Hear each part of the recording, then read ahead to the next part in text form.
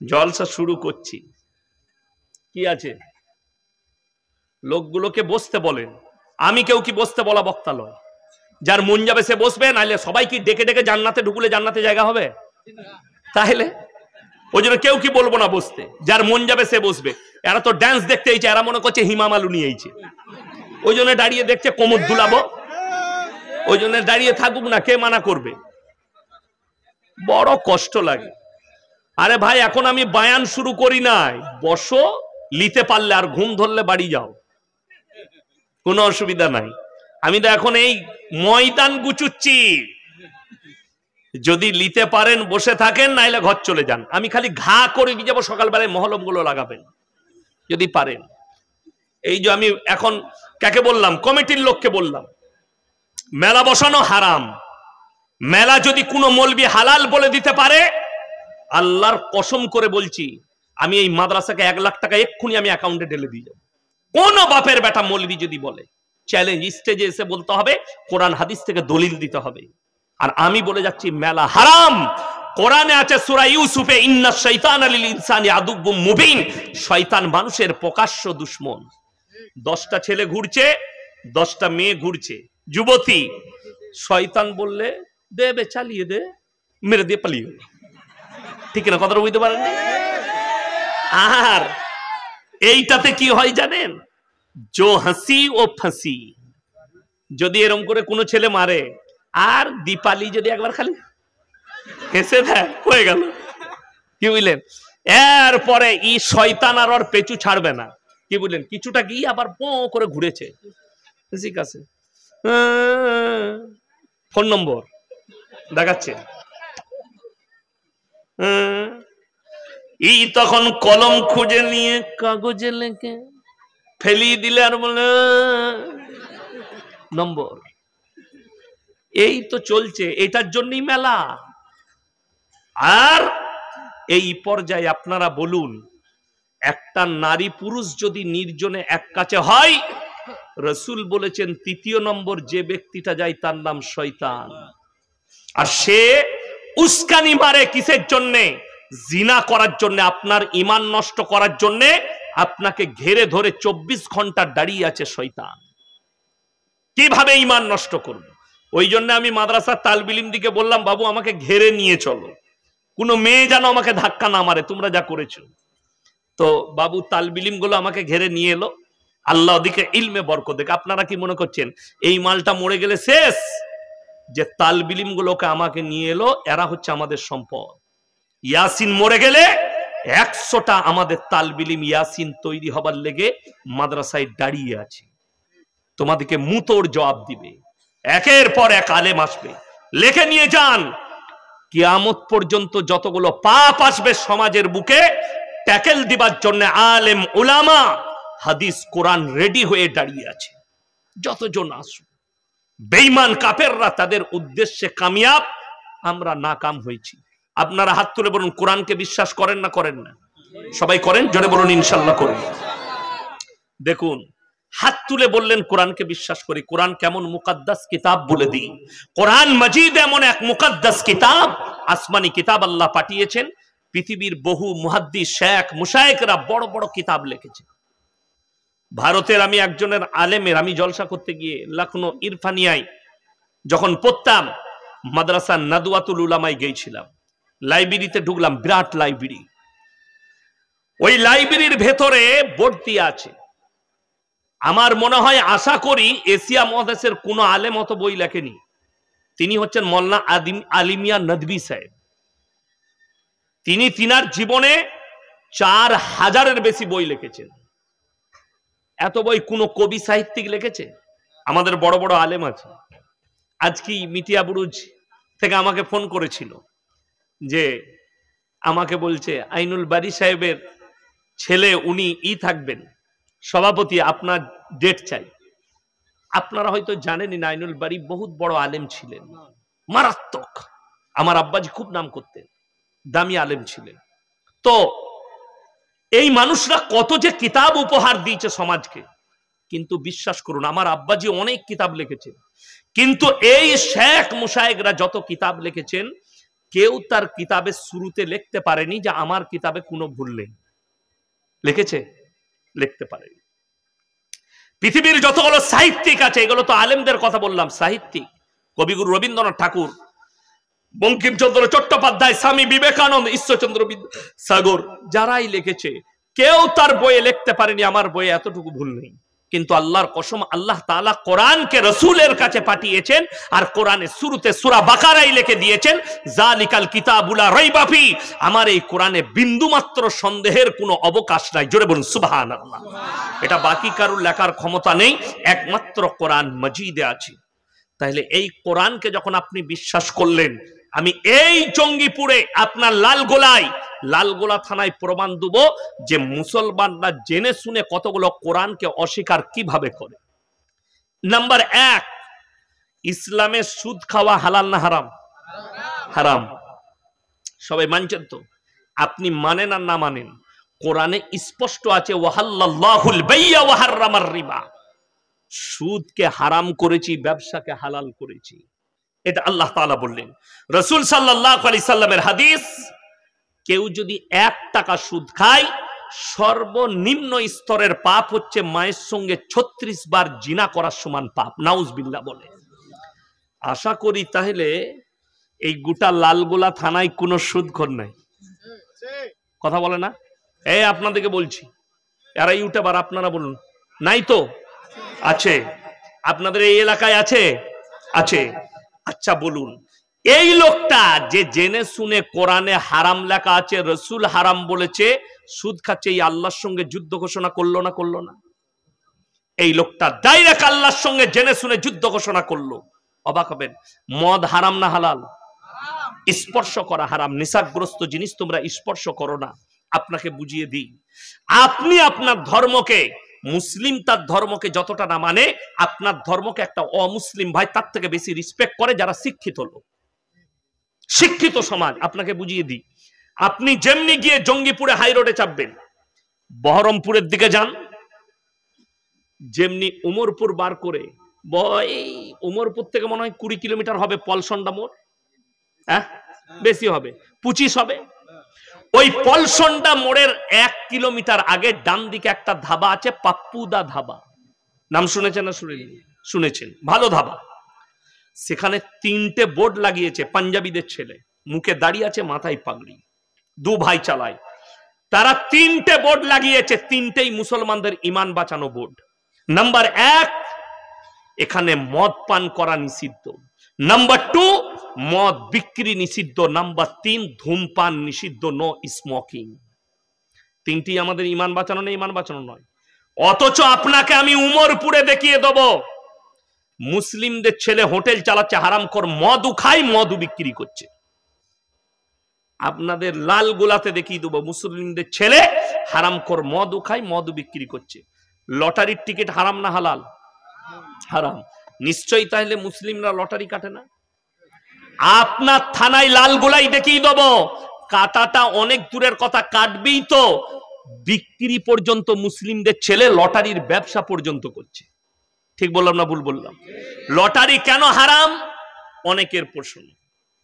আমি টাকা কেটেছি, ভাগ্যের মালিক সকলে বলুন কে? আল্লাহ। কেউ যদি জ্যোতিষীকে হাত দেখায়, সঙ্গে সঙ্গে বেঈমান হয়ে যাবে, তাকে কালমা পড়ে ইসলামে দাখিল হতে হবে, ইমান চলে যাবে। যে বিশ্বাস করে যে এই লোকটা আমার হাত দেখে আমার ভবিষ্যৎ বলবে, সঙ্গে সঙ্গে ইমান চলে যাবে। ভবিষ্যৎ কে জানেন? আল্লাহ। 2012 সাল, তখন এত সোশ্যাল মিডিয়া ছিল না, আমার জলসা ছিল রেজিনগরে। ওই 2012 সালে লন্ডনের একজন পপ বৈজ্ঞানিক, পপ মানে হচ্ছে খ্রিস্টানদের, যেমন আপনারা আমাদেরকে মৌলী সাহেব বলেন, ইমাম বলেন, ওদের খ্রিস্টানদের পপ বলা হয় যারা গির্জায় থাকে। ওই পপ বৈজ্ঞানিক বলেছিল 72 ঘন্টার মধ্যে পৃথিবী ধ্বংস হয়ে যাবে। যারা পেপার পড়ে তারা জানবে। সেই যুগে মিডিয়াতে ছড়িয়েছিল, গোটা পৃথিবী হুলুস তুলুস, সবাই বলছে। আমি সেই সময় বলেছিলাম, মুর্শিদাবাদের রেজিনগরের মাটিতে যে বলছে 72 ঘন্টার মধ্যে পৃথিবী ধ্বংস হবে, সে 72 কেজি গাঁজা খেয়ে বলছে। পৃথিবীটা আছে না ধ্বংস হয়েছে? আছে। গত বছর 2023 সাল 24 সাল বাংলাদেশের একটা বক্তা, না রোজাটা 23 সালে মানে 24 সালেই ছিল, 24-এ বাংলাদেশের একজন হুজুর বয়ান করছে, আমার বন্ধুগণেরা, ভাইজানেরা, এই আল্লাহর নবী বলেছেন পবিত্র রমজানুল মুবারকের মাস, মাসটা হবে রমজানের মাস, 15ই রমজান শুক্রবার হবে, আল্লাহ ওই দিনে পৃথিবীকে ধ্বংস করে দেবে। আর বাংলাদেশ ভারতের লোকরা ভয়ে মরে যাচ্ছে, এত বড় হুজুর বলেছে। আমি রমজান মাসে আদায় করছি কলকাতায়, একজন ফোন করে বলছে হুজুর 15ই রমজান কি হবে? আমরা তুই আগে মরবি, ফোনটা রাখ, আমি মাদ্রাসার আদায় করছি, পরে কথা হবে। কেটে দিলাম। বিভ্রান্তি। আচ্ছা বলুন, পৃথিবীটা ধ্বংস হয়েছে না আছে? আছে। তার কারণ কি?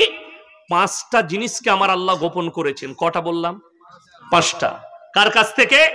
পৃথিবীর যতগুলো আল্লাহর সৃষ্টি আছে সৃষ্টি কুলের কাছ থেকে। জোরে বলুন সুবহানাল্লাহ। গোটা সৃষ্টি কুল, নবী, পয়গম্বর, রাসূল সকলের কাছ থেকে। কি কি? সূরা লুকমানের একবারই শেষ আয়াত, ইন্নাল্লাহা ইনদাহু ইলমুস সাআহ, কিয়ামত কবে হবে আমি আল্লাহ ছাড়া পৃথিবীর কেউ জানে না। এটা নম্বর 1, কিয়ামত কবে হবে আমি আল্লাহ ছাড়া পৃথিবীর কেউ জানে না। আল্লাহ রাসূল সাল্লাল্লাহু আলাইহি সাল্লাম কি আমাদেরকে মৌলবীকে এত প্রশ্ন করছেন, নবীজিকে বেঈমান কাফেররা প্রশ্ন করতো না? করতো না? অনেক প্রশ্ন। নবীজির কাছে এসে বেঈমানের দলেরা প্রশ্ন করলে, হে মুহাম্মদ, তুমি কিয়ামত সম্পর্কে মানুষকে এত ভীত শঙ্কিত করছো, এত ভীত করছো, এতগুলো আলামত বলছো, তাহলে বলো কিয়ামতটা কবে হবে? ইয়াসআলু আইয়ানা ইয়াউমুল কিয়ামা, হে আল্লাহর নবী কিয়ামত কবে হবে আপনি বলুন। আমার আল্লাহ উত্তর দিয়েছেন, তারিখ বলেননি, খালি নমুনা বলেছেন। আপনারা জানেন কি বললেন আল্লাহ? ফাইদা বারিকাল বাসার, সেদিনে তোমাদের চোখগুলো স্থির হবে। স্থির মানে বুঝেন? আপনি সকালবেলায় উঠে লালগোলা বাজারে গেছেন, না হলে জঙ্গিপুরে গেছেন, দিয়ে দেখলেন একটা 20 কেজি ওজনের কাতলা মাছ, ও আল্লাহ, চোখটা দাঁড়াবে না? দাঁড়াবে না? কোরআনে আল্লাহ এই শব্দ ব্যবহার করলেন, ফাইদা বারিকাল বাসার ওয়া খাসাফাল কামার, চন্দ্রকে আলোহীন করে দেব, তোমাদের চোখগুলো স্থির হয়ে দাঁড়িয়ে যাবে। ওয়া জুমিয়া শামসু ওয়াল কামার, চাঁদ আর সূর্যকে আমি একটা রাস্তায় ঠক্কর খাওয়াবো, অ্যাক্সিডেন্ট করব, দুজনকে মুখোমুখি টাচনাচ হবে। আপনারা শুনেছেন চাঁদের জায়গা বিক্রি হচ্ছে না? লালগোলার লোক জানে না, আপনারা কিনতে পারবেন না। আর আমার তো মৌলবীদের কোনো ব্যাপারই নাই, 6000 5000 বেতন, আমরা কি করে আর কিনবো? কে কে কিনবে? শাহরুখ খান, বিগ বি, সালমান খান, আর ডোনাল্ড ট্রাম্প, আর আমাদের মোদি বাবু আর যোগী বাবু। কেন? ওই লোকটার নাম কি, টিএসএল কোম্পানির মালিকটা, এলন মাস্ক, সে বলছে আমি চাঁদেতে 1 মিলিয়ন লোকের বসবাসের ঘর করছি, 10 লাখ লোকের, মানে পৃথিবীর দামি দামি নেতারা পালাবে। কেন? পৃথিবীতে পরমাণু যুদ্ধ হবে, 3য় বিশ্বযুদ্ধ, পরমাণু যুদ্ধ। এটা বিশেষজ্ঞরা বলছে। ইরান পরমাণু পরীক্ষা করে নিয়েছে, আমেরিকা পরীক্ষা করে দেখে নিয়েছে, গোটা এশিয়ায় ভূমিকম্প হয়েছে, তার মানে পরমাণু পরীক্ষা হয়েছে। পরমাণু পরীক্ষা করলে পৃথিবীতে ভূমিকম্পের একটা সৃষ্টি হয়, তার এত পাওয়ার। এবং বিশেষজ্ঞরা বলছে বর্তমানে যে পরমাণুগুলো তৈরি হচ্ছে, হিরোশিমা নাগাসাকিতে আমেরিকা যে পরমাণুটা ফেলেছিল তার থেকে 1 লক্ষ গুণ পাওয়ার বেশি। কলকাতায় যদি একটা পরমাণু মারে, সমস্ত লোকগুলো পানির মতো গলে যাবে, এত পাওয়ার। 10,000 ডিগ্রি সেলসিয়াস তাপমাত্রা বেড়েছিল কোথায়? হিরোশিমা নাগাসাকিতে। বর্তমানে যেটা মারবে, এখনকার পরমাণুগুলো 50,000 ডিগ্রি সেলসিয়াস তাপমাত্রা উঠবে, তার এত পাওয়ার। তার মানে বুঝলেন, আমরা এই রৌদ্রই সহ্য করতে পারছি না, ঠিক কিনা? উত্তরপ্রদেশে, ইউপিতে যে গরমটা হয়, রাজস্থানে যে গরমটা হয়, দিল্লিতে যে গরম হয়, দেখাচ্ছিল রোডেতে ডিমটা ফাটিয়ে দিয়েছে, ডিমটা হয়ে গেল। বাস্তব বলছি, তাহলে ভেবেলেন সেই পাওয়ারটা কতটা হবে? আপনার শরীরগুলো পানির মতো হয়ে যাবে, আগুনের সাথে মিশে যাবে। আমার ভাই, পরমাণু যুদ্ধ হবে। এরা বলছে আমরা চাঁদে পালিয়ে যাব, মরবে তো এরা মরবে। আর হাদিসে আছে, কিয়ামতের আলামতে আছে, সিংগায় যখন ফুঁক দেওয়া হবে, জমিনকে আল্লাহ উলট পালট করবেন, আমরা টুক করে তলায় চলে যাব। যারা দাঁড়িয়ে আছে, যদি এখনই আল্লাহ পাল্টিয়ে দেয়, আমরা টরাম করে চলে যাব না? যাব না? অসুবিধা হবে? টুক করে ঢাকা দিয়ে দিবে। কিন্তু যে মাল কটা উপর থেকে পড়বে তাদের কি হবে? কথাটা বুঝতে পারেননি? আল্লাহ বলছেন আমি চাঁদকে ধ্বংস করব, সূর্যকে মুখোমুখি সংঘর্ষ করাবো, তোরা উপর থেকে পড়বি, তোদের অবস্থাটা বুঝে নে। আল্লাহ রাব্বুল আলামিন এই জায়গাতেও তারিখ বলেননি। এটা নাম্বার 1, খালি আলামত গুলো বলেছেন। আর ভণ্ড হুজুর বলে দিলে 15ই রমজান পৃথিবী ধ্বংস হবে, যা বুঝে করগা। ভবিষ্যৎবাণী করা হারাম। নবীজি যে আলামত গুলো বলেছেন, আল্লাহর জানা আলামত বলেছেন, নিজে থেকে নবীজি ভবিষ্যৎবাণী করেননি। যতগুলো কথা বলেছেন সব আল্লাহর ইশারায় বলেছেন। এটা মাথায় রাখতে হবে মুমিন দিকে, মুসলমানকে। চলুন আমার ভাই, নাম্বার 2, ওয়া ইউনাজ্জিলুল গায়থা ওয়া ইয়ালামু মা ফিল আরহাম। মায়ের গর্ভে বেটা আছে না বিটি, বিকালঙ্গ না কালো, খোড়া আছে না ভালো আছে, অন্ধ আছে না বধির আছে, আমি আল্লাহ ছাড়া পৃথিবীর কেউ জানে না। কিন্তু বড় কষ্ট লাগে, আপনাদের মুর্শিদাবাদে লালগোলা থানায় পাবেন, জঙ্গিপুরে পাবেন, কিছু কানা দাজ্জাল মাল বেরুইছে, বলে আমার তাবিজে বেটা ছেলে হয়। খোঁজ নিয়ে দেখুন, হারামখোরের একটা বেটা নাই। আচ্ছা, মৌলবীদের তাবিজে যদি বেটা ছেলে হতো, পঞ্চায়েত গুলো কাদের দখলে হতো? হুজুরদের। কথা বুঝতে পারেননি? ইসলামে 4টা বিয়ে করা জায়েজ না জায়েজ নয়? জায়েজ। 4টা বিয়ে করতাম, বছরে একটা করে বেটা, 4টা বই, 4টা 4 10 কত? 40। লাঠির জোর কার? পঞ্চায়েত আমার। কথা বুঝতে পারেননি? আমি ইয়াসিন, আমার 2টো মেয়ে। আপনার কটা ছেলে মেয়ে? 0। আল্লাহ প্রথম কন্যা সন্তান দেখ, আমি দোয়া করব, আল্লাহুম্মা আমিন। এটা আমার দোয়া, আল্লাহ যেটা ইচ্ছা করবেন সেটা দিবেন। চলুন দুঃখের কথা বলি। যেমন অনেক লোক এসে বলে যে, আমার কাছে একটা কাগজ আমি ফেসবুকে পেলাম একজন বাবার, কি বুঝলেন তো, সে সেখানে লিখেছে যে কেউ পালিয়ে গেলে 72 ঘন্টায় ফিরিয়ে আনা হয়। আমি বললাম এদিকে মোদিজির কাছে পাঠাবে কেন? নীরব মোদি টাকা নিয়ে পালিয়েছে, বিজয় মালিয়া পালাইছে, তো 72 ঘন্টা নয় 72 দিন সময় দিলাম, মালটাকে ফিরিয়ে নিয়ে আই। পারবে না? কথাটা বুঝতে পারেননি? তাবিজে বলছে ছেলে হবে, খেপা।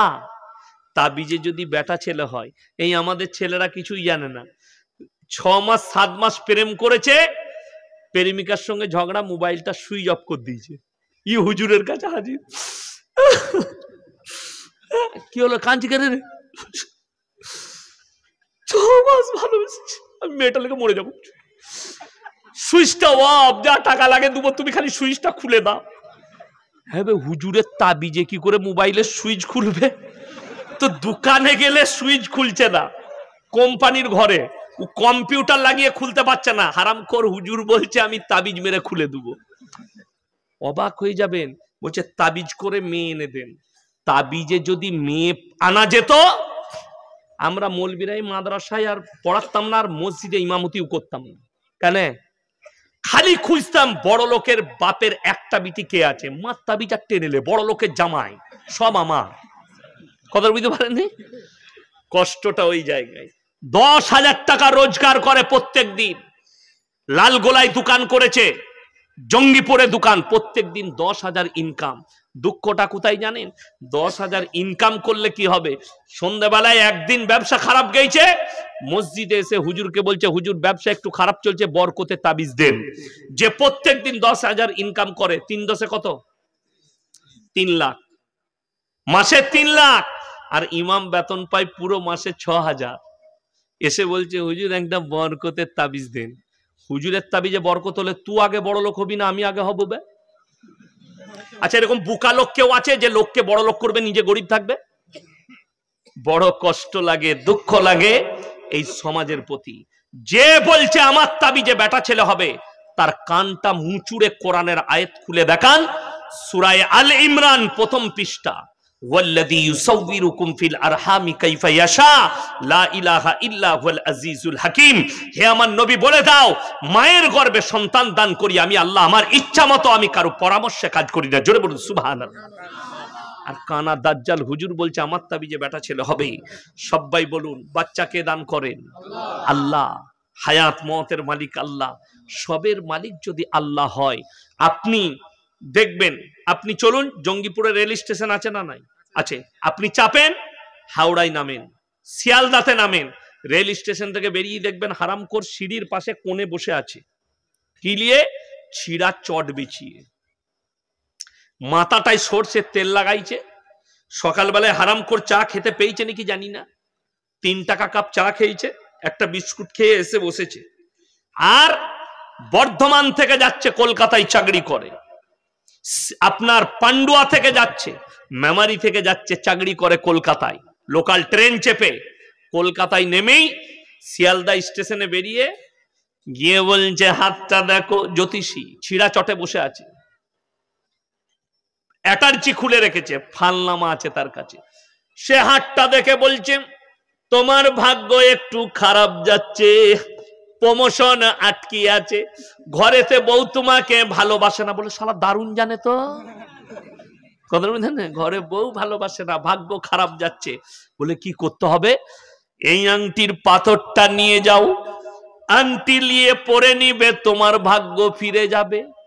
1 নম্বর দুঃখ, যে পাথরটা দিচ্ছে সে ছিঁড়া চটে বসে আছে, যে লিখছে অফিসে গিয়ে ঠ্যাংটা তুলে বসবে, এই চা নিয়ে আয়, আনছি স্যার। কে বলবে? তার কর্মচারী, তার ক্লার্ক যে কাজ করে, সে বলবে আনছি স্যার।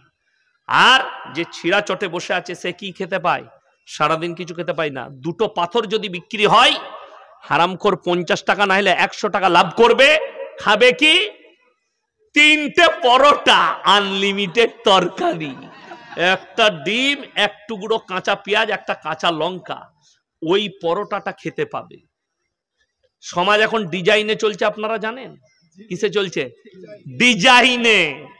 আমার ডিজাইন নেই, শেখ জানে। আমি যে পোশাক পরে গাড়ি থেকে নেমেছি সেই পোশাক পরে স্টেজে এসেছি, কি বুঝলেন? ওই পোশাক পরে আমি মাদ্রাসা থেকে এই পোশাক পরেই বেরিয়েছি, ক্লাস থেকে এই পোশাক পরেই চলে এলাম, স্টেজে চলে এলাম। ডিজাইনে চলছে। ঘরে বলুন, বিবিকে যদি বলেন হ্যাঁ গো আমাকে ভালো লাগছে না, তা একটা পরোটা করে দাও, আহা, গাওয়া ঘিয়ের পরোটা করে দিবে। যদি বলেন তুমি হাতে করে খাই দাও, খাওয়াবে না? খাওয়াবে না, আদর করে খাইয়ে দিবে স্বামী। বলছে শিয়ালদায় গিয়ে হারামখোর বোর 5টায় লাইন দিয়েছে, কোথা থেকে এসছো? বলে আমি না জঙ্গিপুর থেকে এসছি পরোটা খাবার লেগে। রাজুদার তোর কপাল খারাপ বে, বইয়ের পরোটা ছেড়ে রাজুদার পরোটা খেতে গেছে হারামখোর। ওই পরোটা খেতে পায়, আর তুমি 5 স্টার হোটেলে খাও, তোমার কর্মচারী তোমাকে টেবিলে খাবার দেয়, 50,000 বেতন। ওই পাথরটার উপরে বিশ্বাস করেছে, তাকে একবারও বলতে পারছে না যে ভাগ্যের পাথরটা তুই যে আমাকে দিচ্ছিস এটা তোর গলায় বাঁধ, কাল থেকে মমতা খালার পাশে থাকবি, তুই কেন এখানে বসে? কথা বুঝতে পারেননি?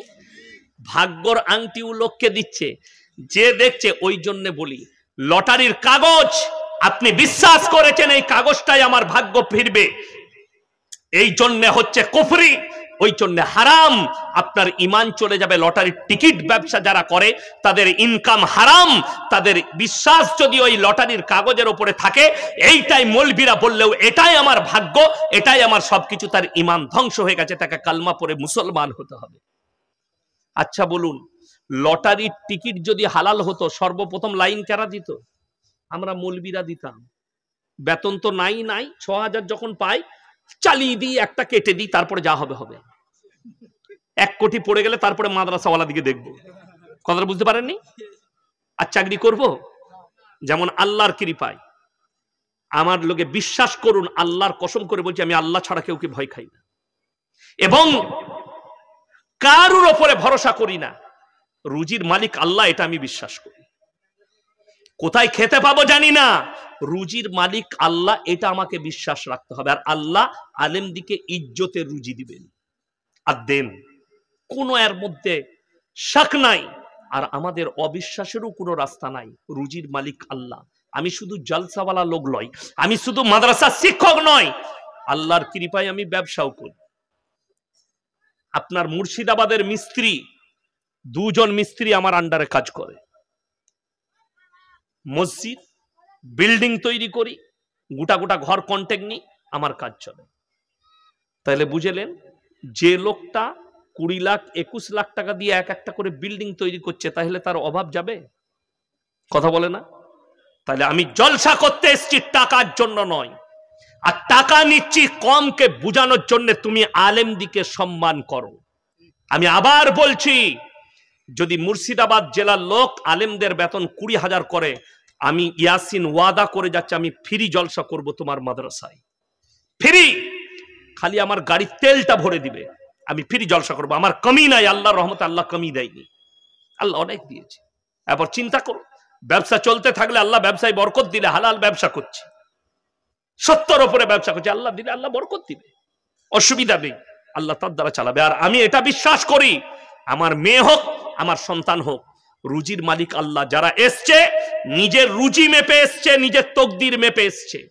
কোন বাপ যদি বলে আমি চুরি করে হোক, সুদ খেয়ে হোক, লোকের মেরে নিয়ে হোক, বেটাকে 1 কোটি টাকা দিয়ে যাব, মাথায় রাখবেন, তার তকদিরে যদি ভিক্ষা করা লেখা থাকে, আল্লাহর কসম সে ভিক্ষা করে খাবে। তুমি রুখতে পারবে না। কোটি টাকা দিয়ে গেলে, 10 কোটি দিয়ে গেলে। আপনাদের এখানে 150 বিঘে জমির মালিক কেউ আছে? কথা বলে না? নাই। আপনি আমার এলাকায় চলুন, এখনো 100 বিঘে জমির মালিক দেখিয়ে দেব।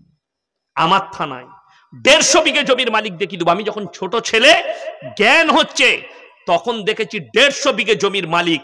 আজকে তাদের ছেলেরা চায়ের কাপ ধুচ্ছে, আমার গলসি থানায় আপনাকে দেখিয়ে দেব।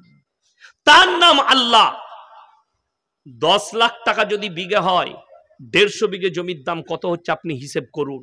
আজকে 10টা টাকা নাই, 10 কাটা নাই, বাড়িটা বাগাবার পয়সা নেই, ডাক্তার দেখালে লোকের কাছে হাত পাততে হচ্ছে। এখানে আল্লাহকে বিশ্বাস করুন। আপনি কি মনে করেছেন আলেম দিকে বেতন দিবেন না? জেনে রেখে দিবেন, একটা আলেমকে 6000 বেতন দিচ্ছেন, আল্লাহ তাকে হারাম খাওয়াই না, সে হালাল খাচ্ছে পরিশ্রম করে। আর আপনি আমাকে পরিচালনা করছেন, জেনে রেখে দিবেন, আপনি ব্যবসা করছেন, 20,000 টাকা ইনকাম করেন, তার মধ্যে হারাম ঢুকে আছে, মিথ্যা বলে করছেন। আজকে শুনেলেন কওমের হাল। আজকে দুঃখটা ওই জায়গায়, মাদ্রাসায় একটা শিক্ষক রাখলে, একটা ইমাম রাখলে, তার ইন্টারভিউ নেওয়া হয়, হয় না? হয় না? ইন্টারভিউ নেয়। কোন মসজিদে, কোন মাদ্রাসায় কমিটি রাখার জন্য ইন্টারভিউ নেওয়া হয়েছে, লোকটার মধ্যে যোগ্যতা আছে কিনা? যার জোর তার মুলুক।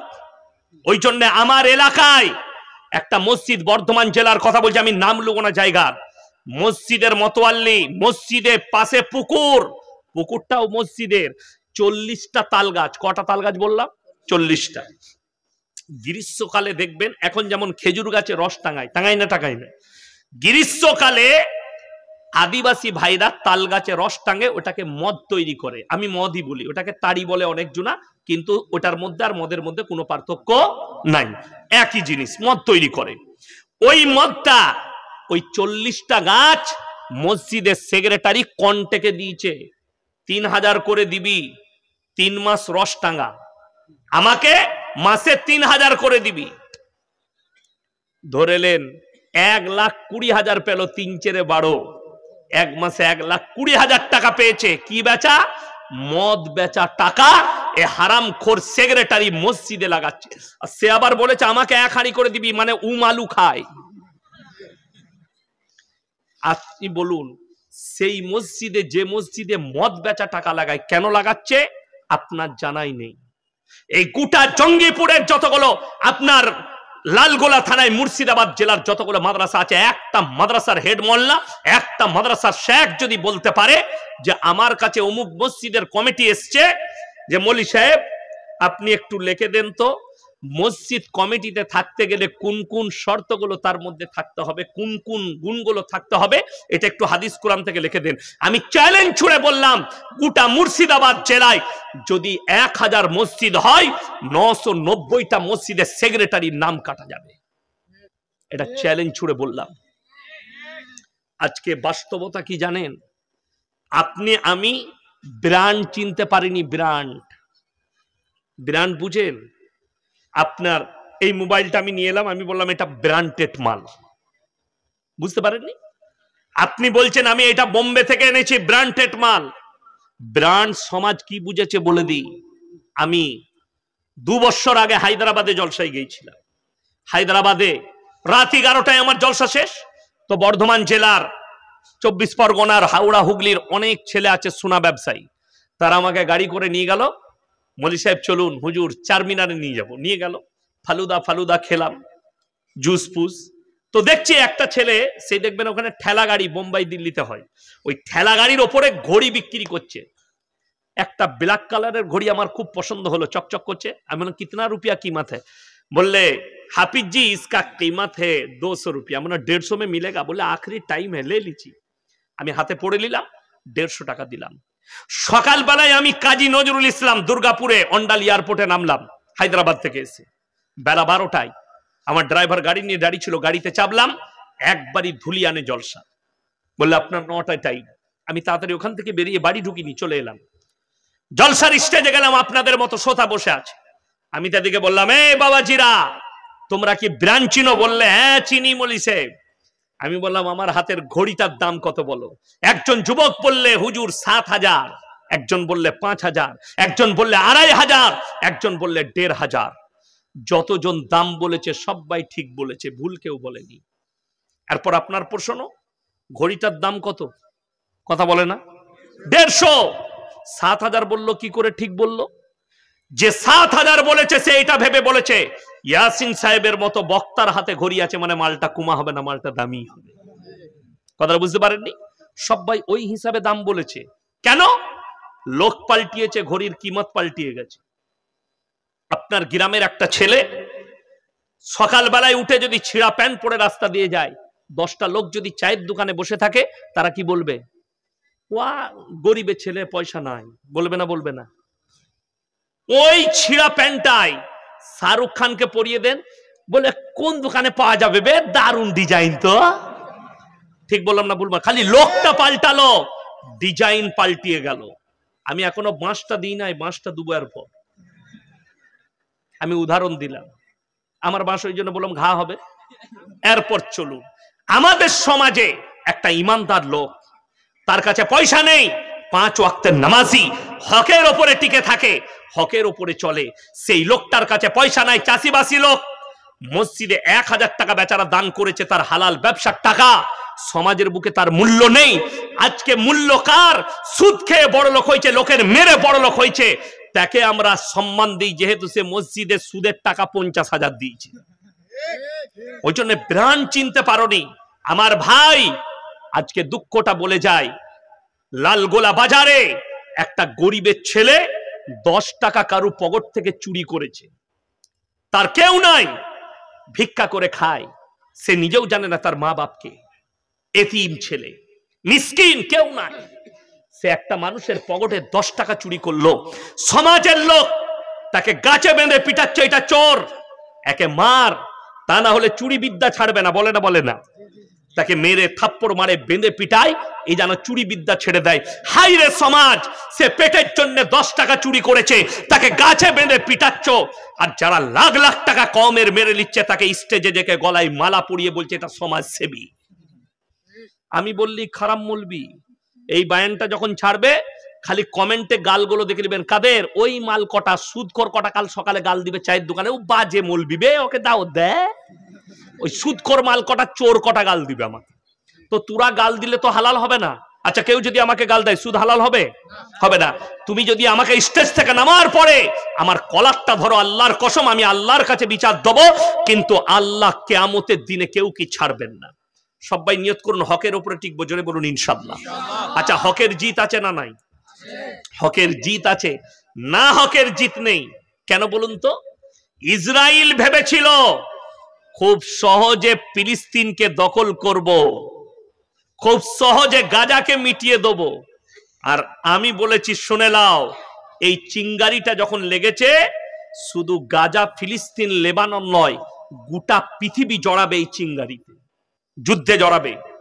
শুরু হয়ে গেছে, বর্ডার সাজাচ্ছে চাইনার সঙ্গে, তার পার্শ্ববর্তী দেশ যুদ্ধের জন্য রেডি, যুদ্ধাভ্যাস শুরু করে দিয়েছে। ইরান সেদিনে নিজের হাতিয়ার দেখিয়েছে, আবার বলে দিয়েছে আমি পরমাণু রেডি করে ফেলেছি। আমেরিকা হোক, ইসরায়েল হোক, ফ্রান্স হোক, যে দেশ চাইবে আমার সাথে যুদ্ধ করুক ইরান। ইরানকে বলা হচ্ছে পৃথিবীর মধ্যে মিসাইলের নাম্বার 1 হচ্ছে ইরান পৃথিবীর মধ্যে। আজকে রাশিয়া যদি জিতার মুখে দাঁড়িয়েছে, তাই ইরানের ড্রোনের দ্বারা জিতেছে, ইরানের ড্রোন গুলো ব্যবহার করেছে। শুনেলেন আমার ভাই, ইমানদারির সঙ্গে বলছি, যারা মনে মনে ভাবছেন যে হকের ওপরে টিকে না থাকলে আমাদের ব্যবসায় লাভ হবে না, হকে টিকলে, মিথ্যা কথা না বললে ব্যবসা চলবে না, এটা মিথ্যা কথা, এটা তোমার বানাওয়াট কথা। আর মানুষ সব থেকে বেশি পাপে লিপ্ত হলো কখন জানেন? এই মোবাইল আসার পরে। এই মোবাইল আসার পরে যে লোকটা জীবনে একটা মিথ্যা বলতো না, সে 10টা মিথ্যা বলতে লেগেছে। যে লোকটা জীবনে 10টা বলতো, সে 90টা মিথ্যা কথা বলছে। উদাহরণ দিয়ে বুঝাই। আপনার কাছে একজন টাকা পায়, হ্যালো কোথা আছিস, টাকাটা নিতাম, আমি তো নেবে কলকাতায় আছি, কিন্তু মাল ঘরেই শুয়ে আছে। ঠিক বললাম না ভুল বললাম? মিথ্যা বেড়ে গেল মোবাইল আসার পরে। আমার ভাই, মাথায় রেখে দিবেন, হকের ওপরে যারা টিকে আছে, হকের জিত আছে, না হকের জিত নাই। দুটো শোনাবো, একটা কোরআনের ঘটনা সাহাবীদের, আর একটা হচ্ছে একটা আরবি কিতাবে গল্প এসছে, এক রাজার গল্প। বললাম হাদিস কুরআন নয় এটা, কিন্তু গল্পটার মধ্যে জ্ঞান আছে, গল্পটার মধ্যে যুক্তি আছে। কি গল্প? একজন রাজা বাদশা, তিনি ইমানদার বাদশা, তিনার বয়স হয়েছে প্রায় 80 বছর। তিনি মনে মনে ভাবছেন, আমি যদি মারা যাই, আমার এই রাজ্যে যদি কোনো বেঈমান নেতা চলে আসে, বেঈমান রাজা আসে, আমার প্রজারা কষ্ট পাবে, অর্থাৎ আমাকে একজন ইমানদার বাদশা নিযুক্ত করতে হবে। এরপরে বাদশা এলান করলেন, হে আমার রাজ্যের যতগুলো 25 থেকে 30 বছরের যুবক আছো, তোমরা আমার রাজ দরবারে অমুক তারিখে হাজিরি দাও। রাজার 3টে বেটা, কটা বেটা বললাম? 3টে। 3জনই মনে মনে ভাবছে, আমার আব্বা যখন এই যুবক দিকে ডেকেছে, আমাদের জন্য রাজার এলান করবে। বড় বেটা ভাবছে আমাকে বাদশা বানাবে, মেজো ভাবছে আমাকে, ছোট ভাবছে আমাকে বেশি ভালোবাসে আমাকে। এরপরে যুবকরা হাজির, বাদশা এলান করলেন, হে আমার রাজ্যের যুবকেরা শোনো, আমি তোমাদের কাছে 1 বছর ধরে একটা পরীক্ষা নেব, একটা করে ফলের বীজ দেব। 1 বছর পরে যার গাছটা সব থেকে সুন্দর হবে, আমি তাকে আমার রাজত্ব দান করব। রাজা তার প্রজাকে বললে, শোনো, আমার কামড়ায় 1 বস্তা বীজ রাখা আছে ফলের, ঢেলে দাও। ঢেলে দিলেন, সব যুবক একটা করে কুড়িয়ে নিয়ে যাচ্ছে। এমনকি রাজার 3টে বেটাও নিল। লাস্টে একটা বীজ পড়ে আছে, আর একজন ইমানদার যুবক যার নাম মাহমুদ, সে দাঁড়িয়ে আছে। সে এসে ওই একটা লাস্টের বীজটা কুড়ালো। সে 5 ওয়াক্তের নামাজি এবং ইমানদার ছেলে, হকের ওপরে চলে, লোকের বাগানে কাজ করে, বুড়ি মায়ের সঙ্গে ঝুপড়ি বাড়িতে বাস করে। এই যুবক যখন বীজটা কুড়িয়ে নিয়ে গেল, তার মাকে বললে, মা, বাদশা বলেছে যার গাছটা 1 বছর পরে সুন্দর হবে, বাদশা তাকে রাজত্ব দান করবেন। গাছ লাগাতে হবে, যেভাবে টবে চারা লাগায় ওইভাবে লাগালেন। বিসমিল্লাহ, গাছের চারাগুলো লাগানো হলো। এরপরে 3 মাস কেটে গেল, সমস্ত যুবকের টবেতে গাছ বেরিয়েছে, কিন্তু মাহমুদের টবেতে কোনো গাছ বের হয়নি। মাহমুদ চিন্তিত, আল্লাহর কাছে কাঁদলেন, আল্লাহ, আমি তো ইমানদারির ওপরে টিকে আছি, হকের ওপরে টিকে আছে, আমার টবে কেন গাছ বের হয়নি? 6 মাস কেটে গেল, 9 মাস কেটে গেল, এমনকি 12টা মাস কেটে গেছে, কিন্তু মাহমুদের টবেতে গাছ বের হয়নি। এরপরে বাদশা এলান করলেন, হে আমার রাজ্যের যুবকরা শোনো, তোমরা তোমাদের গাছ নিয়ে অমুক তারিখে আমার দরবারে হাজিরি দাও।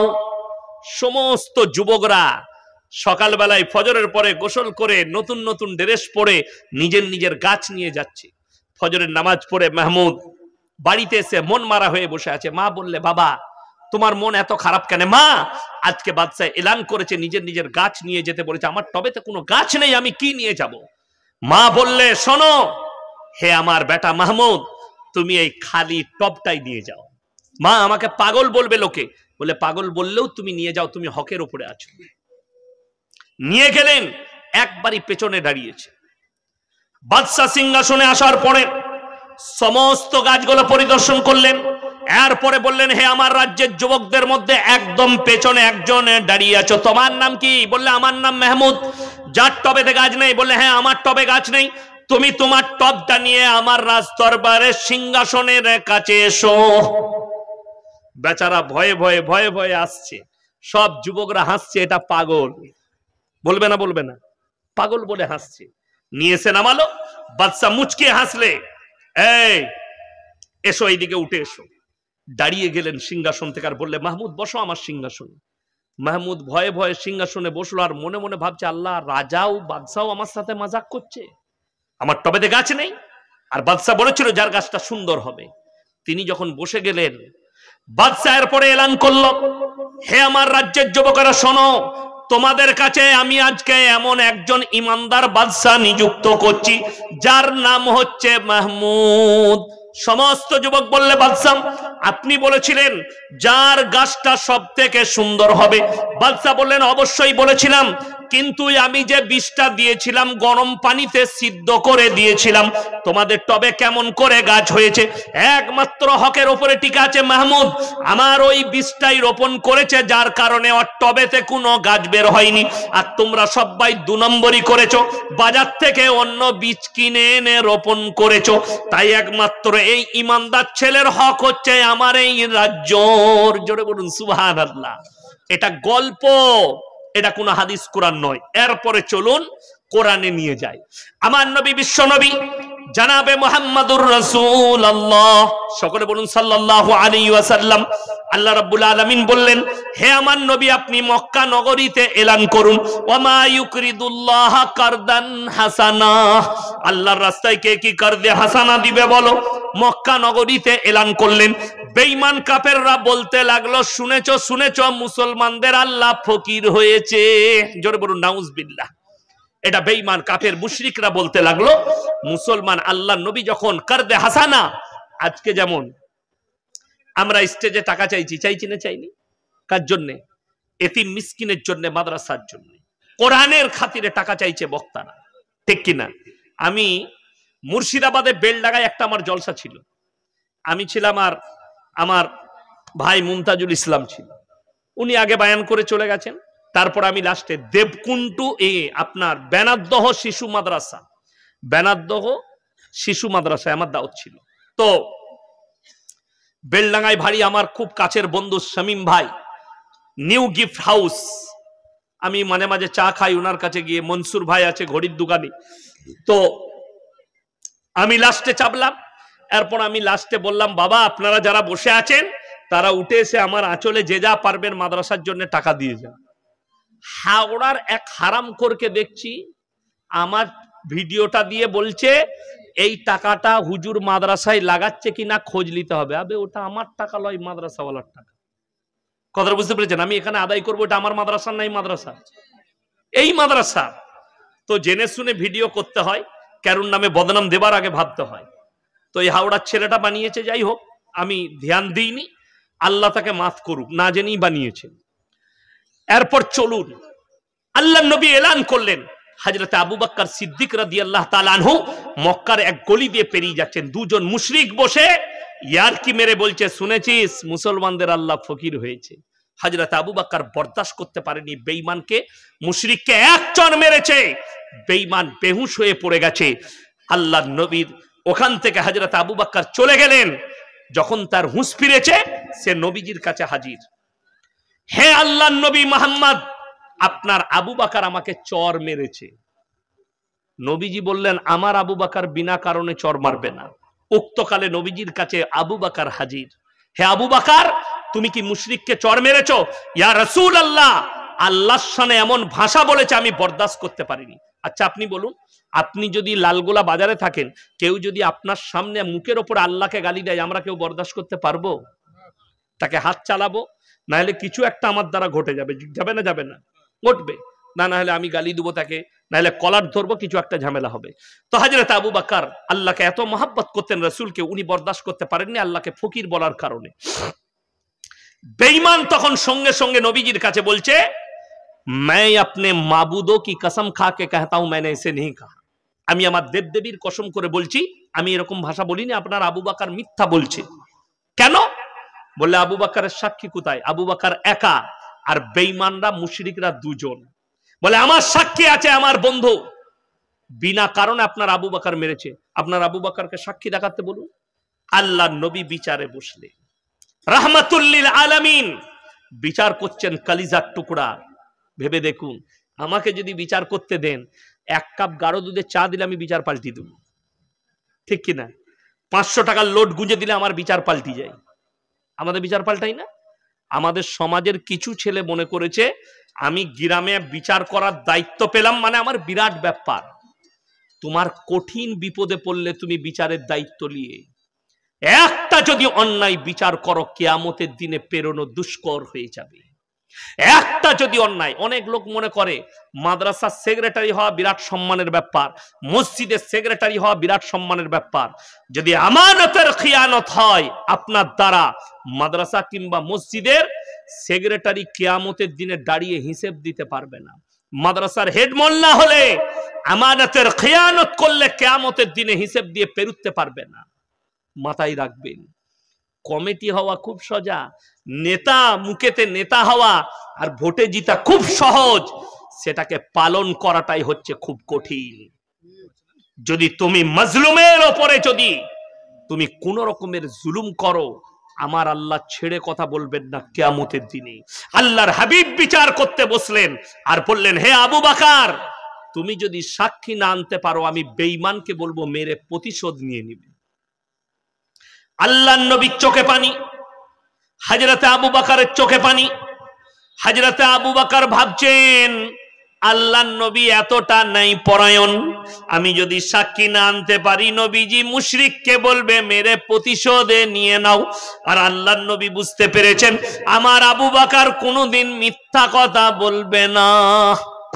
কতটা বিশ্বাস সাহাবীর উপরে, আমার আবু বকর মিথ্যা কথা বলবে না। সাক্ষী কে দিলেন? আল্লাহ। জোরে বলুন না সুবহানাল্লাহ।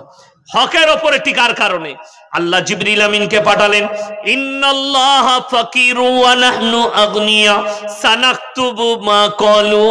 হে আমার নবী আবু বকরের সাক্ষী আমি আল্লাহ দিচ্ছি, বেঈমান মুশরিক বলেছে আল্লাহ ফকির। জোরে বলুন সুবহানাল্লাহ। আপনি হকের উপরে দাঁড়িয়ে থাকলে আল্লাহ আপনার পক্ষে থাকবে, কেউ থাকুক আর না থাকুক। আজকে বলে দিই, বেঈমান কাফের আপনার মাথার উপরে চেপে বসে গেছে, আপনি নামাতে পারবেন না। বড় কষ্টের বিষয় তাদের আখলাক আপনার কাছে। তা না হলে মুসলমানের কাছে মদ কি করে হালাল হতে পারে, মুসলমানের কাছে গাঁজা কি করে হালাল হতে পারে, মুসলমানের কাছে লটারি কি করে হালাল হতে পারে, মুসলমানের কাছে জিনা কি করে হালাল হতে পারে, মুসলমানের কাছে ব্যভিচার কি করে হালাল হতে পারে। আমার ভাই, আপনাকে অন্তরিকতার সঙ্গে বলে যাচ্ছি, জীবনে কেউ পাপের দিকে আর বেঈমান কাফেরের আখলাক লিবেন না। জোরে বলুন ইনশাআল্লাহ। আপনারা বলুন 5 ওয়াক্তের নামাজ পড়া ফরজ না ফরজ নয়? ফরজ। আপনাকে আমি এই লালগোলা থানায় প্রমাণ দিয়ে যাব, 100টার মধ্যে 80টা মুসলমান বেনামাজি। এটা গোটা ভারতবর্ষে 80টা বেনামাজি। আপনি কাঁদছেন বাবরি মসজিদের জন্য, আর আপনার মসজিদ কাঁদছে আপনার জন্য, আপনি জীবনে নামাজ পড়তে যান না। এই মৌলবীদের জুম্মার দিনে খুতবা দিয়ে দিয়ে মুখে থু ফুটে গেছে, আপনি মানেন না। আপনি নিজের মতো করে চলবেন। আপনি নিজে ভেবে দেখুন, হকের উপরে টিকে যান। নামাজ যার মধ্যে নাই, রসুল বলেছে তার মধ্যে ইসলাম নেই। আপনার মধ্যে নামাজ নেই, আপনার মধ্যে ইসলাম নেই। আপনি ভেবে একবারও দেখেছেন যে আমার জীবনে নামাজ নেই, আমি আল্লাহর কাছে কি মুখ নিয়ে দাঁড়াবো? রাস্তাঘাটে সময় পেয়েছেন, নামাজ আদায় করবেন, আপনার পরিবারকে নামাজে সালাহ দিবেন, আজকে আপনার পরিবারে বরকত না থাকার কারণ আপনার পরিবারে নামাজ নেই, আপনার পরিবারে কোরআন তেলাওয়াত নেই। আমাদের দেশের মায়েরা কখন কোরআন তেলাওয়াত করে? বছরে একবার রমজান মাসে, তাই না? বাকি টাইম কোরআন তোলা থাকে। ইমানদারির সঙ্গে মনে হচ্ছে এই পিতলের জিনিস জানেন না, জান না, কাঁসা পিতল, ওটা ব্যবহার করলে চকচক করে না ভরে রাখলে? ব্যবহার করলে। আমি সেদিনে প্লেনে ত্রিপুরা গিয়েছিলাম 1 জানুয়ারি, কৈলাসর, একবারই আসামের বর্ডারে। আমাকে নামিয়ে প্রায় 150 কিলোমিটার নিয়ে গেল এয়ারপোর্ট থেকে, স্করপিও গাড়ি করে। ব্যবহার খুবই ভালো, খুব খাতির যত্ন তাদের। আমি নিচ্ছিলাম না, তারপরও গেলাম। আমি বললাম ভাই 50,000 লাগবে, তারা রাজি হলাম, যাচ্ছি, চলে গেলাম।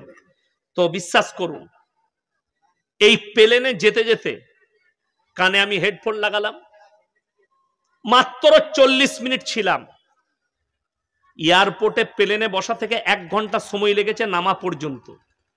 ওই নামা 1 ঘন্টার ভেতরে আমি 4 পারা পড়েছি, 4 পারা জুবানি পড়েছি। যেখানে মুতাসেবাদ লাগছে কোরআন আছে, মোবাইলে দেখে নিচ্ছি। আসার সময়ও পড়েছি 4 পারা, মোট 8 পারা পড়েছি আমি কোরআন।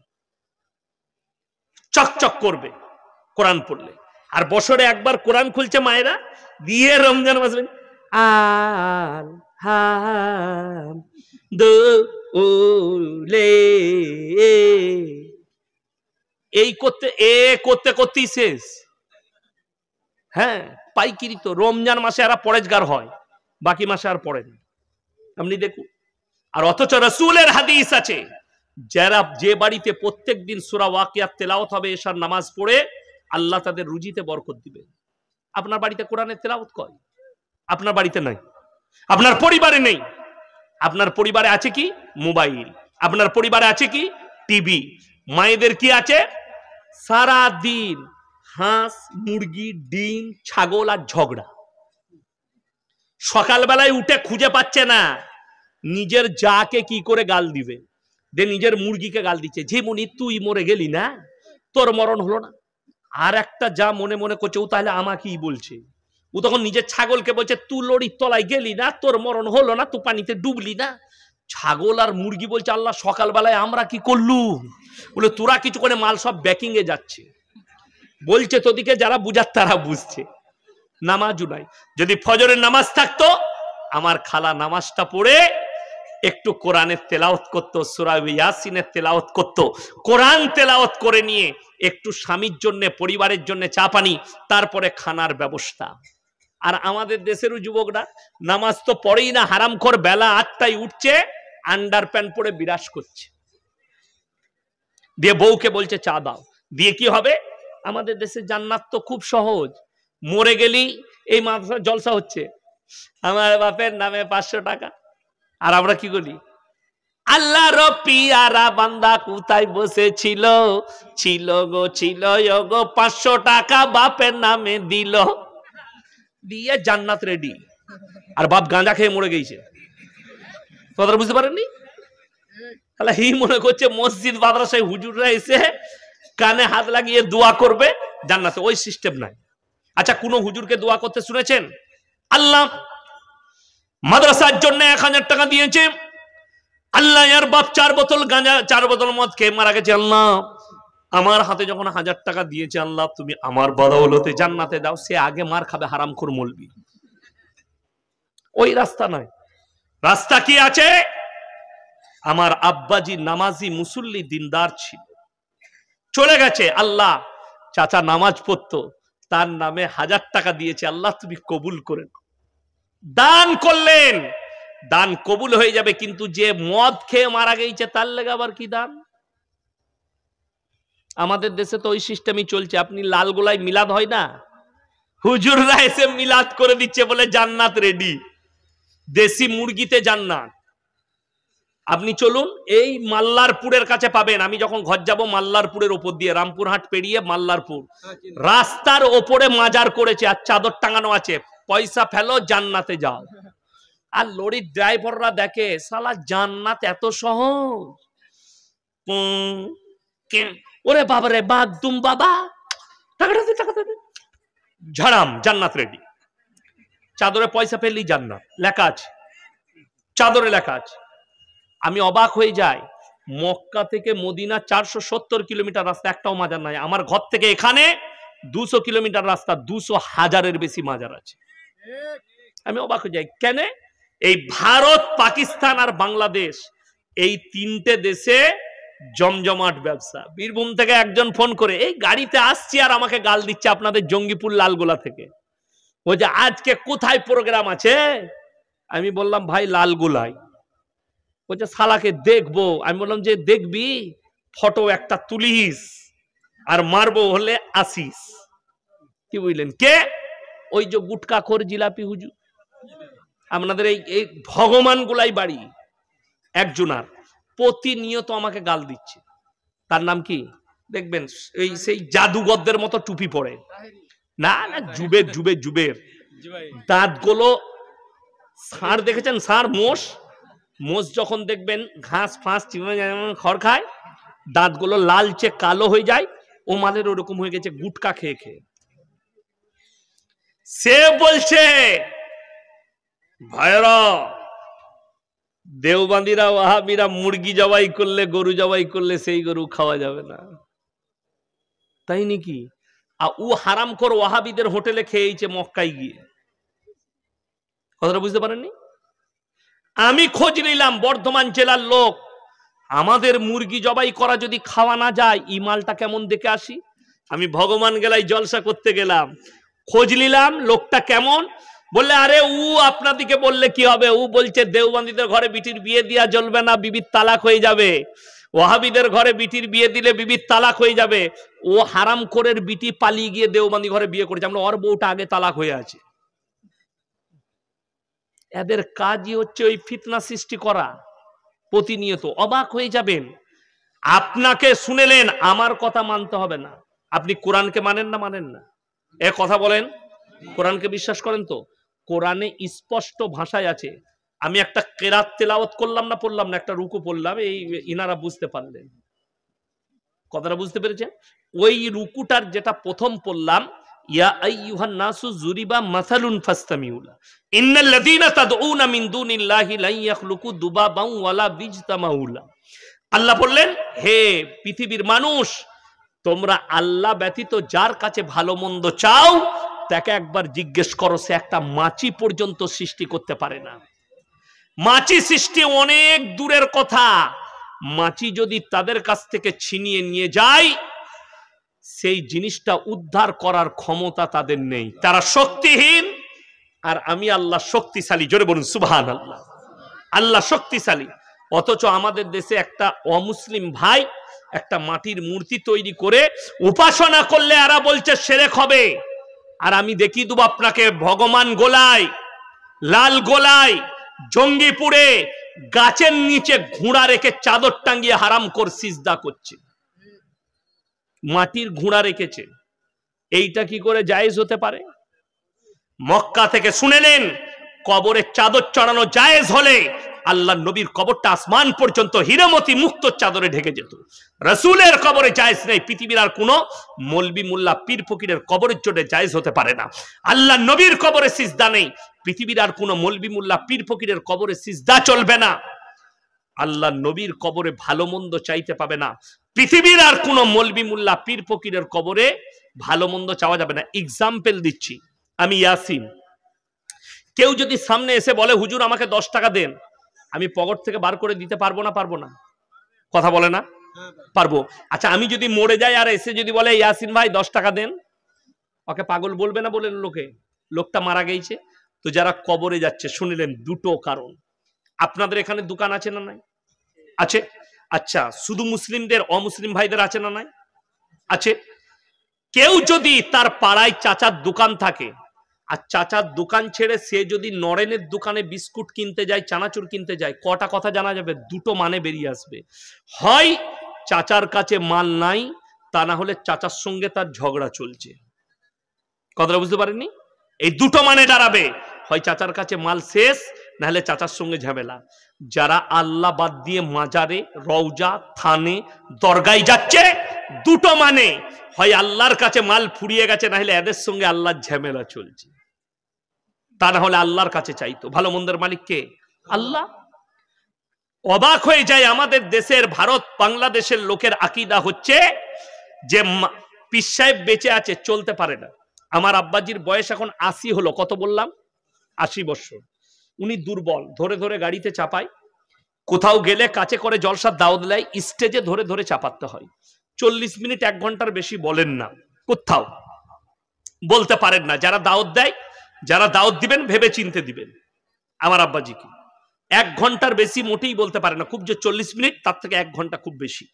তো ও এখন আমার আব্বাজি বেঁচে আছেন, চলতে পাচ্ছেন না। আচ্ছা, মরে গেলে ওই লোকটার পাওয়ার কি করে বাড়বে? আমাদের দেশের লোক বলছে পীর সাহেব যখন বেঁচে ছিল তখন খাটে পড়ে আছে,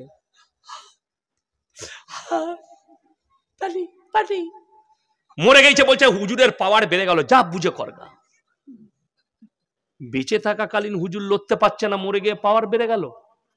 কষ্টের বিষয়। আমি যখন ছোট ছেলে মাদ্রাসা তালবিরিম স্কুলে পড়ি, আব্বার মাদ্রাসায়, তো আমাদের এলাকায় একটা গ্রামে বুড়ো তেঁতুল গাছ, তেঁতুল গাছ জানেন তো, তেঁতুল, ওই বুড়ো তেঁতুলের গাছ, তেঁতুলের গাছের গোড়ায় কারা কিছু মা খালা বেটার বিয়ে হলে, বিটির বিয়ে হলে, লাতি পুতিনের বিয়ে হলে খাবার নিয়ে আসতো। কি নিয়ে আসতো?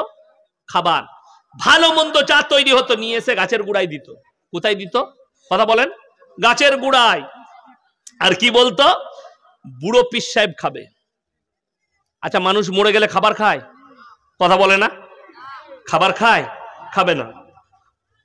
গাছের গোড়ায় দিয়েছে।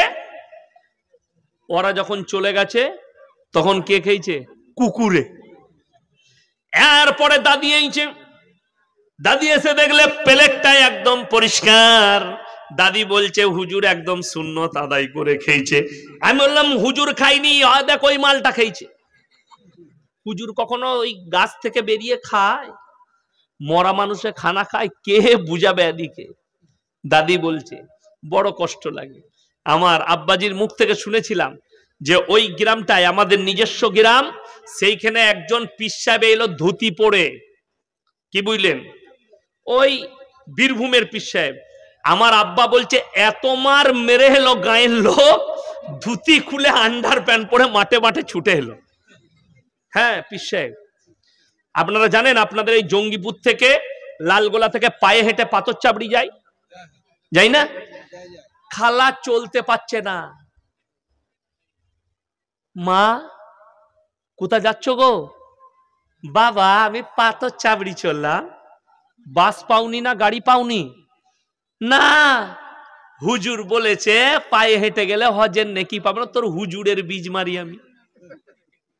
এই হুজুর মার খাবে না? খাবে না। এই কথাটা বলার কারণে শিরকের পাপ হবে। उत्तर-प्रदेशের একটা বক্তা বয়ান করছে, मेरे बड़ा पीर अब्दुल कादिर जिलानी का मकाम सुन लो। बड़ा पीर अब्दुल कादिर जिलानी कभी तवाफ करने नहीं जाते थे, बल्कि काबा उनके घर पे आते थे। नाउजुबिल्लाह बोले।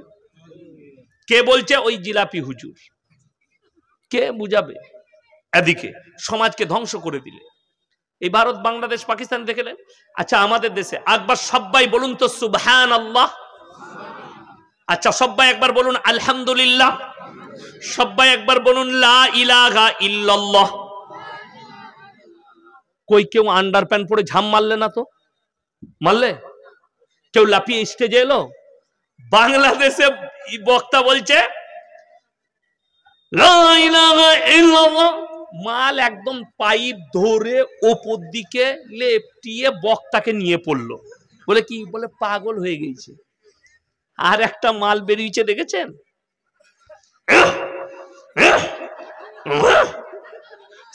জিকির করছে না লোককে মারছে। আর ও তো কল চালায়, তাহেরি বাউল বুস্টম, কল চালানো জিকির। কি কল চালায়? কি বললেন? নাউজুবিল্লাহ। এগুলো জিকির। স্যাম্পল ভাবে যদি আপনি আল্লাহর জিকির করতে চান, লা ইলাহা ইল্লাল্লাহ। কি বলবেন? লা ইলাহা ইল্লাল্লাহ। আচ্ছা, কেউ লাপালে না আমি লাপালাম? স্যাম্পল লা ইলাহা ইল্লাল্লাহ। আপনি এটা বলুন, আল্লাহর কাছে কাঁদুন, আল্লাহর কাছে ভালো মন্দ চান। আল্লাহ বাদ দিয়ে তার সৃষ্টির ওপরে ঝড় দিলে যে গাছটা ভেঙে পড়ে যাবে নেমক হারামরা সেই গাছটার গোড়ায় সিজদা করে। আমার গ্রামে একটা 3 মাথা খেজুর গাছ আছে। ক মাথা বললাম? 3 মাথা খেজুর গাছটা যার, আমাদের নিজেদের লোক সালাম মন্ডল নাম, 5 ওয়াক্তের নামাজি আমার ভাই। আমি বলছিলাম ভাই, এই গাছটা যদি কোন গুটকাখোর জিলাপি হুজুরদের গ্রামে হতো এতক্ষণ পীর সাহেব হাজির হয়ে যেত। খালি আমার গ্রামে বলে বেঁচে গেছে গাছটা। বাস্তব কথা বলছি। বেকা শেওড়া গাছ, বেকা খেজুর গাছ, বেকা তাল গাছ। আমি খালি চিন্তা করি এই গাছের গুড়াগুলোতে পীর সাহেবরা হাজির হলো। আপনারা বলুন, জানেন আজমিরে চাদর দিয়ে পাঠাচ্ছে কে? দেশের প্রধানমন্ত্রী আশীর্বাদ নেবার জন্য। আর কোরআনে আছে তোমরা মুশরিকদের জন্য দোয়া করতে পাবে না। মা কানা লিন নবী ওয়াল্লাযীনা আমানু আন ইস্তাগফিরু লিল মুশরিকিন ওয়ালাউ কানু উলি কুরবা। হে নবী এবং মুমিনরা শোনো, মুশরিক হয়ে যদি কেউ মারা যায় তার লেগে দোয়া করতে পাবে না, যদিও সে তোমার নিকটতম আত্মীয় হয়। হারামখোররা মাজারে বসে আছে, যেই আসছে তাকে আশীর্বাদ দিচ্ছে, দোয়া দিচ্ছে। কি বুঝলেন? অমিতাভ বচ্চনের ছেলে আশীর্বাদ নিতে এসছে। কোথায়? কোথায়? আজমিরে।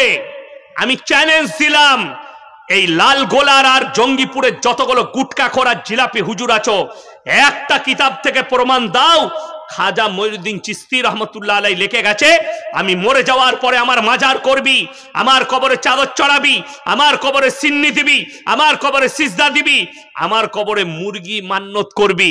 আমি ইয়াসিন জীবনে আর তোমাদের নাম উচ্চারণ মুখে করব না। চ্যালেঞ্জ। আপনাদেরকে অনুরোধ করছি, পৃথিবীর বুকে আল্লাহর কাছে যতগুলো পাপ আছে সব থেকে মারাত্মক পাপ হচ্ছে শিরকের পাপ। কিসের পাপ বললাম? শিরকের পাপ। সবাই শিরক থেকে বাঁচবো, জোরে বলুন ইনশাআল্লাহ। মা বোনের দিকে বলছি, নামাজি হও, পর্দার মধ্যে এসো। বাজারে কম বিবিকে পাঠান, বিবিকে মেয়েকে বাজারে নয়। তাদের স্থান হচ্ছে বাড়ির ভেতরে, 4 দেওয়ালির ভেতরে। যতটা পর্দায় রাখবেন ততটা আপনার জন্য উপকার, যতটা পর্দায় রাখবেন। বড় কষ্ট লাগে মাঝে মাঝে দেখবেন, বাংলাদেশের আব্দুল্লাহ ভাই দেওবন্দে পড়াশোনা করেছে, আমাদের থেকে জুনিয়র। কে? আব্দুল্লাহ। হ্যাঁ, তো তাদের আখলাকটা দেখবেন, কিছু আলেমের আখলাক। আপনি যান, আমার থানার নাম হচ্ছে গলসি, বাজারের নাম। আপনাদের মুর্শিদাবাদের জঙ্গিপুরের বহু লোকের দোকান আছে, আমার ছাত্র আছে, দোকান আছে জঙ্গিপুরে বাড়ি, আমার গলসি বাজারে, বর্তমান টাউনে। আপনারা যেমন মোবাইলে চিনেন, আমাকে কেউ বাদ নাই। একটা দোকানি যদি বলতে পারে ইয়াসিন সাহেবের মা কিংবা বউ বোরকা পরে এসে একটা রুমাল কিনেছে, আমি আর জীবনে সমাজের বুকে কথা বলবো না। আমার এলাকায় কোন বড় লোক থেকে, ধনী ব্যক্তি থেকে গরিব কেউ যদি বলে ইয়াসিন সাহেবের বউ অমুকের বিটির বিয়েতে, বেটার বিয়েতে প্যান্ডেলে বসে খেতে গেছে, আল্লাহর কসম খেয়ে বলছি আমি আর জীবনে সমাজের বুকে বক্তব্য দেবো না। এটা চ্যালেঞ্জ ছুড়ে বললাম, যদি একটা প্রমাণ দিতে পারেন।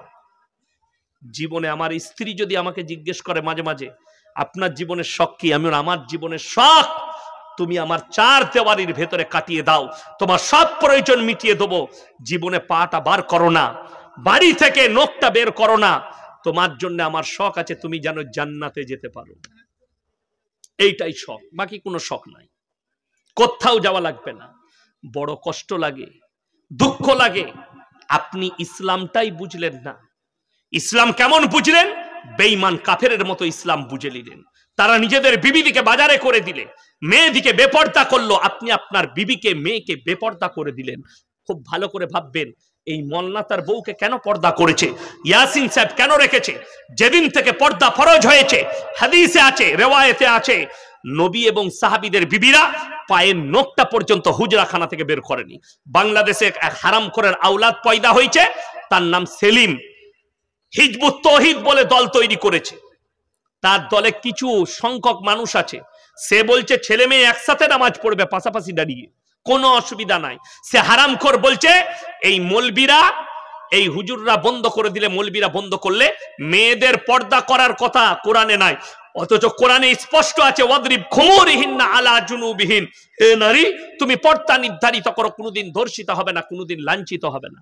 আমার ভাই, চকলেটের 1 টাকা দাম, ঠিক কিনা কথা বলে? আচ্ছা, চকলেটটা বাইরে থাকে না প্যাকেটের ভেতরে? প্যাকেটে। একটা চকলেট যদি বাইরে হাতে করে একটা ডিব্বার বাটির মধ্যে রেখে প্লেটে রেখে যদি কেউ বিক্রি করে, আপনি চকলেট কিনবেন না। ময়লা পড়েছে, এর ইজ্জত নষ্ট হয়েছে, মাছি বসেছে। একটা 1 টাকা চকলেট খুলে বিক্রি করলে যদি তার ইজ্জত নষ্ট হয়, আপনার বিবি, আপনার বিটি, আপনার মা, আপনার বোন, এদের কতটা ইজ্জত আল্লাহ দিয়েছে, যাদিকে পেট পিট বার করে মাথা চুল খুলিয়ে রাস্তায় বার করে দিলেন, ভেবে দেখুন তাদের ইজ্জত কতটা যেতে পারে। একটা কলা 5 টাকা দাম, কেউ যদি ছিলে বিক্রি করে আপনি কিনবেন না। আপনি কলার ইজ্জত বুঝলেন, অথচ নিজের বিটির ইজ্জত বুঝলেন না। আজকে জলসা, বিটিকে রাস্তায় পার করে দিলেন, যাও সেজে কুজে। আরে কিছু যুবতী বিটি ছেলেকে দেখছি, ওদেরকে ঠান্ডাই লাগে না, কথা বলেন না, ঠোঁট পালিশ, গাল পালিশ, আর কুচা করে শাড়ি, কেউ ডিজাইনওয়ালা জামা পরে গোটা মেলা ঘুরছে। আল্লাহ, এদিকে ঠান্ডা লাগে না, লাগবে কি করে? ও তো মজাই আছে। সাজে কুজে হারাম। আপনি আপনার মেয়েকে সাবধান করুন। 10 বছর বয়স হয়েছে, ইসলাম ইজ দা সেফটি। আপনি জানেন কতটা সেফটি ইসলাম? কতটা সেফটি আপনার জানা নাই ইসলাম কতটা সেফটি। যখন তোমার বাচ্চার 7 বছর বয়স হবে, আজকে সমাজ শুনেলেন বেঈমান কাফেরের আখলাক কিভাবে নিয়েছে। আপনাদের কি মনে হয় আপনারা বিটিকে মহব্বত করেন, আমরা মৌলবীরা আমার বিটিকে মহব্বত করি না? আপনি আপনার সন্তানকে মহব্বত করেন, একটা ইমাম তার সন্তানকে মহব্বত করে না? একটা মৌলবী তার সন্তানকে মহব্বত করে না? অতটাই করে যতটা আপনি করেন। আমরা ইসলামের দায়রে থেকে করি, আর আপনি বেঈমান কাফেরের আখলাকে। বাচ্চা পাচ্ছে না, বলে দেন, বলে দেন, বলুন। বিসমিল্লাহ। আসসালামু আলাইকুম। একটি বাচ্চা হারিয়ে আছে, কোনো জায়গায় যদি কান্নাকাটি করে তাহলে স্টেজে দিয়ে যান। কিংবা ঘুমুচ্ছে, হ্যাঁ, কোথাও বা যদি ঘুমিয়ে যায় তাহলে দয়া করে স্টেজে পৌঁছে দেন। 6 থেকে 7 বছরের বাচ্চা। কি নাম ছেলে, কি নাম? ছেলেটার নাম হচ্ছে আব্দুল ইজাজ। যদি কোনো জায়গায় দেখে থাকেন 6-7 বছরের ছেলে, যদি ঘুমিয়েও থাকে তাহলে স্টেজে একটু জানান বা নিয়ে আসেন। আসসালামু আলাইকুম। আমার ভাই, আপনাদেরকে অনুরোধ করে বলছি, নিজের সন্তানকে, নিজের বিবিদিকে আপনারা পর্দায় আনবেন। জোরে বলুন ইনশাআল্লাহ। পর্দা ফরজ করা হয়েছে। আল্লাহ রাব্বুল আলামিন রাসূল আকরাম সাল্লাল্লাহু আলাইহি সাল্লাম নারীদিকে পর্দার একটা মর্যাদা দিয়েছে। ওই জন্য আমার ভাই, আমি লাস্টে বলবো, আল্লাহ যাদেরকে মাল দিয়েছে, 3টে লোক যদি আপনার কাছে কোনোদিন হাত পেতে দেয়, তাদের হাতকে জীবনে ফিরাবেন না। জোরে বলুন ইনশাআল্লাহ। নাম্বার 1, ওয়া আতিদাল কুরবা, তোমার কাছের গরিব হাত পাতলে ফিরিও না। নাম্বার 2, ওয়াল ইয়াতামা ওয়াল মাসাকিন, এতিম আর মিসকিন যদি হাত পাতে ফিরিও না। ওয়াবনাস সাবিলি ওয়ালা তুবাদদির তাবদীরা, আর মুসাফির যদি তোমাদের কাছে হাত পাতে, তাদের হাতকে ফিরিও না। আপনি 10 টাকা দান করতে পারলে আপনি মনে মনে ভাববেন, আল্লাহ আমাকে দেনেওয়ালা বানিয়েছো, আমাকে চাহনেওয়ালা বানাওনি।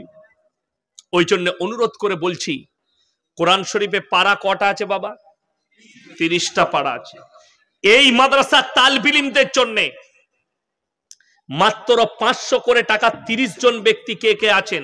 আমি মুসাফির, 200 কিলোমিটার রান করে এসেছি, আবার 200 কিলোমিটার যাব, আমি জান ভরে দোয়া করব। মাত্র 500 করে টাকা, 30 জন ব্যক্তি আমি দেখতে চাই। 500 করে টাকা যদি না থাকে ফোন পেতে দিয়ে যান, যদি না থাকে লেখিয়ে যান। কালকে দিবেন, পরশু দিবেন, 1 মাস পরে দিবেন। মায়েদের মধ্যে যদি কেউ থাকেন, কোন আল্লাহর বান্দি, যদি মনে হয় আমার স্বামীর জন্য, আমার জন্য দেবো, আসুন ভাই। জাযাকাল্লাহ, আলহামদুলিল্লাহ, মাশাআল্লাহ। কটা আছে? 3টে কোরআন